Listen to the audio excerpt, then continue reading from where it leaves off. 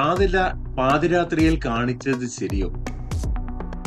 ഇന്നത്തെ main promo എന്ന് പറയുന്നത് ജ്യൂസ് കമ്പനിയാണ്. ഓറഞ്ച് ജ്യൂസും ലൈം ജ്യൂസും.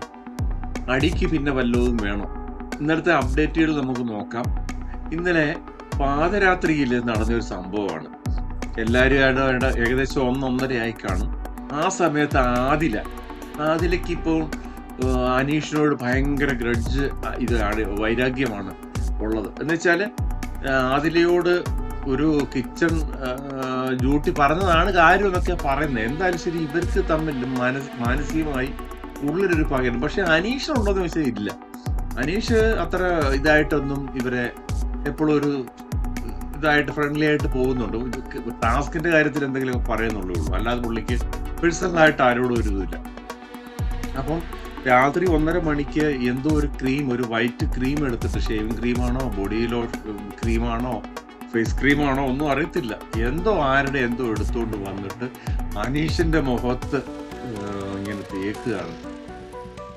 ഒരു വ്യക്തിഹത്യ നടത്തുന്ന പറഞ്ഞാൽ ഇതിന് ബിഗ് ബോസ് കടുത്ത ശിക്ഷ കൊടുക്കണം. ഒന്നാമത് ഈ കൊച്ചൊക്കെ ഇപ്പം പുറത്തു പോകേണ്ട സമയം കഴിഞ്ഞേക്കാണ്. ആദില നൂറെ ബിഗ് ബോസിന്റെ തന്നെ ഒരു സ്ട്രാറ്റജിയാണ് പറഞ്ഞു വിടുക എന്നുള്ളത്. അതിലേ പറഞ്ഞു വിടാനേ സാധ്യതയുള്ളൂ.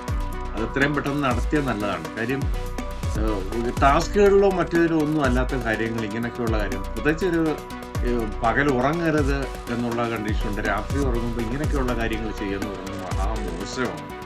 അതിനുശേഷം ഈ ക്രീം പിന്നെ അക്ബറിനെ തേക്കുന്നു, ജിഷിനെ തേക്കുന്നു. ഇവരൊക്കെ ഉണരുന്നുണ്ട്.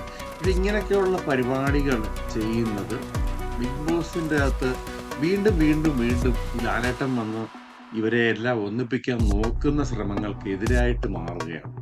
രണ്ടാമത്തെ ഇന്നലെ ജിഷിൻ പിന്നെ ജിത്തു ജോസഫും അപർണ മുരളിയും പിന്നെ ഇവരും കൂടെ വന്നല്ലോ. അർജുൻ പഴയ സീസണിൽ അർജുനും എല്ലാം കൂടെ വന്ന് കയറിയിട്ട് അവിടെ കുറെ അവാർഡ് ഇത് നടത്തുകയാണ്. അതിന് മുമ്പേ നടത്തിയ ഒരു പരിപാടി ഉണ്ടായിരുന്നു. അതെന്ന് വെച്ചാല് പിന്നെ വെളിയിൽ പോയാൽ പിന്നെ ഇതിന് ഉദ്ഘാടനത്തിന് വിളിക്കപ്പെടുന്ന ആര്, വെളിയിൽ പോയാൽ വെറുക്കപ്പെടുന്ന ആര്, വെളിയിൽ പോയാൽ ഏറ്റവും കൂടുതൽ ശ്രദ്ധിക്കപ്പെടുന്ന ആര്, സൂത്രധാരി ഇങ്ങനെയൊക്കെയുള്ള കുറെ, അതിനകത്തിൽ ഏറ്റവും കൂടുതൽ പവർ ഇത് കിട്ടുന്ന ആളിനാണ് അവാർഡ് കൊടുക്കുന്ന പരിപാടി. അങ്ങനെയൊക്കെയുള്ള പരിപാടികളാണ് ഇന്നത്തെ ബിഗ് ബോസിലെ കാര്യങ്ങൾ. പിന്നെ മറ്റൊരു കാര്യം എന്ന് പറയുന്നത് ഈ ജ്യൂസ് കമ്പനി തുടങ്ങുകയാണ്.